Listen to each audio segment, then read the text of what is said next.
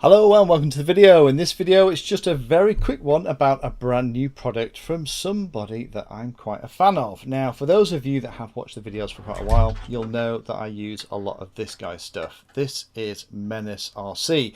I'm a huge fan of these pagoda antennas. He was one of the first to bring them out, and now pretty much everybody seems to be doing versions of the pagoda, and all my diversity setups also have one of the invader patches on as well. In fact, you can tell which of my quads I like the best because they're also sporting MenaceRC antennas too.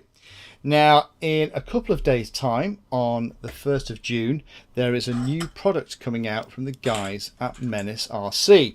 Now this is the existing invader patch, 5.8 gig, right hand and left hand circular polarized available. They just work really well. But there's a new kid on the block, and I was lucky enough to bump into Greg, who owns MenaceRC, at an air show a couple of weeks ago, and he pressed this into my pocket. This is the brand new Pico antenna from MenaceRC. It has two elements separated by an insulator, and this one is a 5.8 gigahertz, and again this is available in a couple of days time. So what's the difference? Well, first of all, it's a lot blooming smaller. This is small enough so if you pop it on your goggles without any of the extenders or cables, you can actually close the case over the top. But a couple of other people have got their hands on this as well, and talking to them, we're all of pretty much the same opinion. This is a fab patch, and it actually performs better than the original Invader.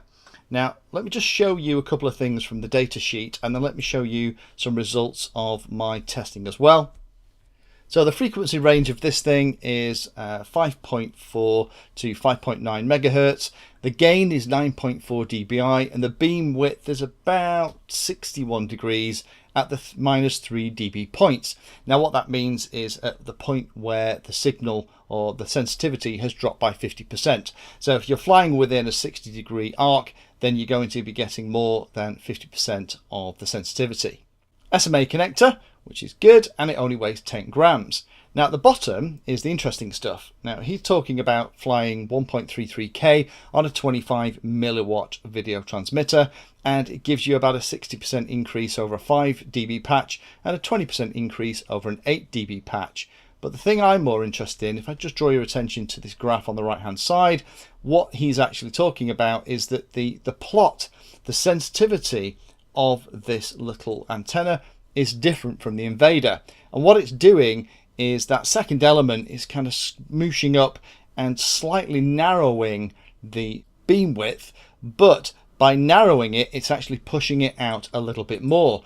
And in the testing that he's talking about, he says maximum 9.4 for the Pico patch against a maximum of 6.5, so about a 3 dB difference between the Invader and the new Pico.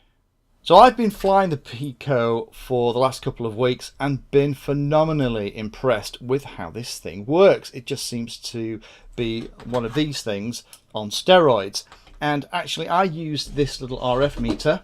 For those of you that were watching at the weekend, you'll have seen this video come out.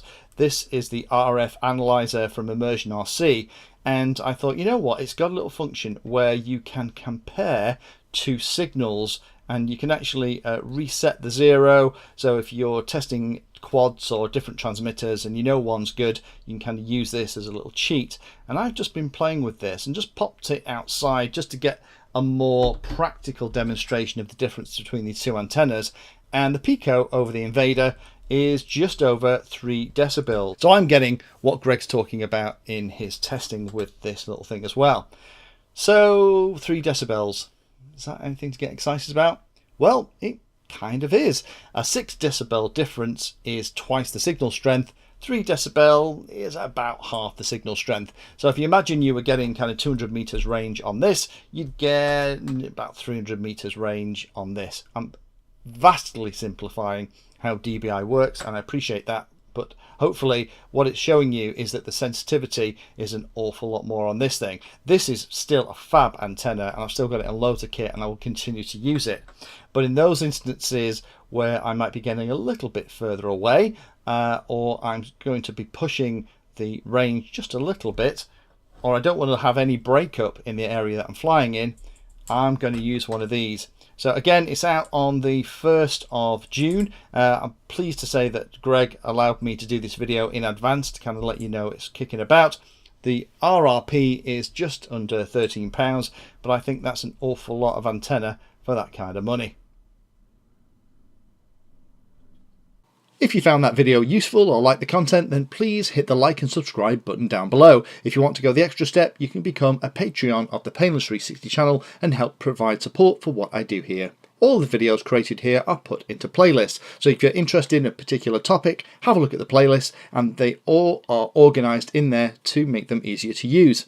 If you're not sure if there's a video for your particular problem or topic you want to know more about, then add Painless360 to the Google search term that you're interested in, and that should find the video, article or content about the particular thing that you're interested in having a look at.